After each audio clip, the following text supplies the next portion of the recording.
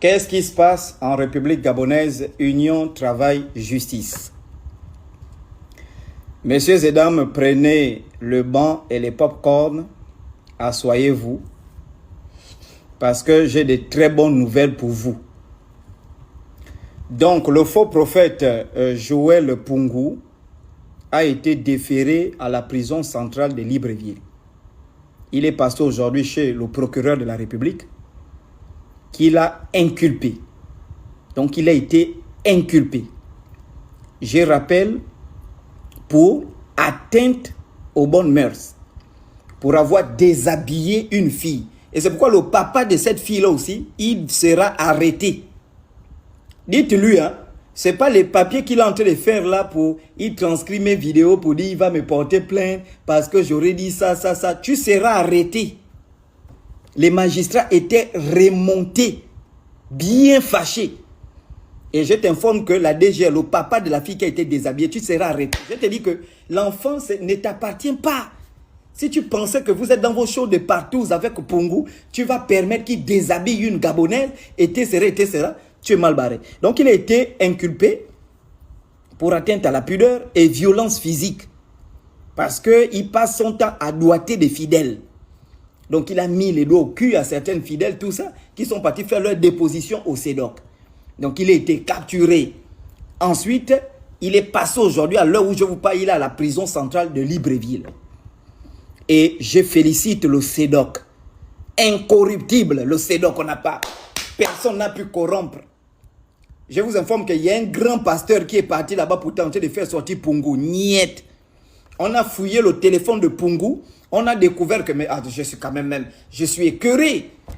Comment les enfants de papa Boniface à Sélé vont aller prier dans l'église d'un bandit comme ça? Comment les filles du vieux à Sélé, vous allez partir prier dans l'église de quelqu'un comme ça? Donc en creusant son téléphone, on a découvert que il avait deux choses qu'il faisait. Premièrement, il faisait les placements. Vous comprenez ce qu'on a dit? Ça veut dire que entre pasteurs, il se place les fidèles. Ça veut dire qu'il prend une fidèle, un pasteur demande que non, moi j'ai vu une petite dans ton église là, vraiment j'ai envie de fouetter ça. Il envoie que non, on va voir tel homme de Dieu qui veut prier pour toi pour que le Saint-Esprit rentre. Donc c'est le Bangali, il crache puis il met ça. Vous comprenez? Donc on a découvert ça. On a découvert quelque chose d'autre, c'est que le type voulait être conseiller du président. C'est pourquoi qu'est-ce qu'il a fait? Il est parti dans ses fétiches au Congo pour avoir les grands noms dans son église. Donc les enfants de Tété, tout ça qui prient dans son église. Et à travers ces enfants-là, ça devait lui permettre d'ouvrir les voies pour qu'ils deviennent conseillers du président. Mais comment un pasteur, regardez ce que je vous informe. Regardez comment les gens tous sont en train de fuir, il s'appelle dans l'affaire Epstein. Regardez comment tous les présidents sont en train d'enlever le corps. Parce qu'ils ne veulent pas être mêlés à des pédophiles. Ils ne veulent pas être mêlés à des violeurs. Ils ne veulent pas être mêlés. Comment un pasteur qui passe son temps à violer, coucher, filmer nu, va avoir les intentions de devenir conseiller spécial du président Oligui? Vous voyez l'importance de la dénonciation? Ça veut dire que si on n'arrête pas des gens comme ça, mais ils deviennent dangereux. Par quelle intention? C'est-à-dire que tu mènes une mauvaise vie, on ne sait pas qu'est-ce que tu mènes. Tu veux vouloir devenir le conseiller du président. Et mes ancêtres ont arrêté ça.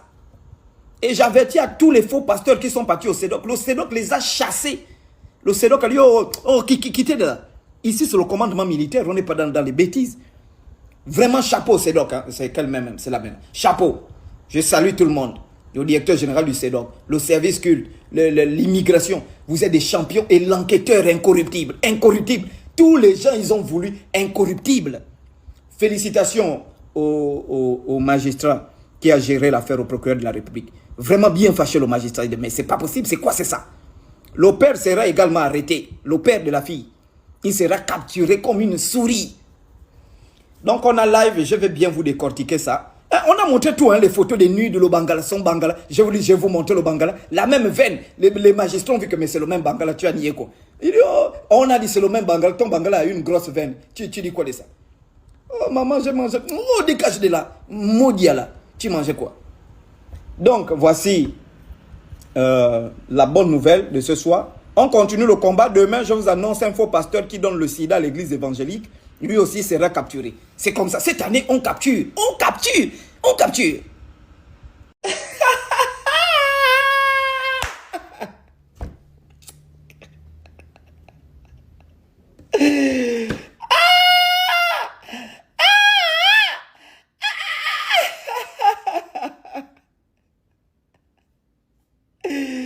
Non, là, l'union, pour la première fois, vous connaissez bien écrire. L'union, vraiment, là, je sens que vous, c'est comme ça qu'on écrit l'union. C'est comme ça qu'on écrit. On n'écrit pas n'importe quoi. C'est comme ça qu'on écrit. Un prophète en prison.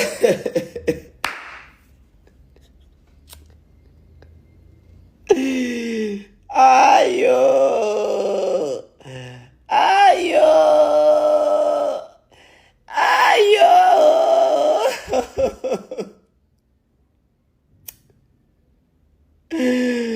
Oh non, c'est pas possible. Donc, voilà, tout est clair. Qui joue au malin maintenant sur cette terre? Entre moi et Pungu, c'est qui le païen? Parce qu'il a écrit « Chocolat des filles, c'est un païen ». Lui, il a écrit à ses fidèles « C'est un païen, c'est un enfant du diable ». Entre moi et Pungu, finalement, qui est le vrai païen? Il fait comment la une des journaux? Il fait la une des journaux, la une des journaux. Mais c'est pas possible en fait. Et l'église doit être fermée. Cette église doit être fermée. Hein? C'est trop. Et je vous annonce qu'on est en train de mener une enquête. Il y a un prophète habitant de l'église évangélique qui donne aux enfants le sida. On est en train d'enquêter d'ici là. Je vais l'exposer. Ne vous inquiétez pas, il sera exposé d'ici là. Il sera arrêté. Mais c'est quoi c'est ça? Hein?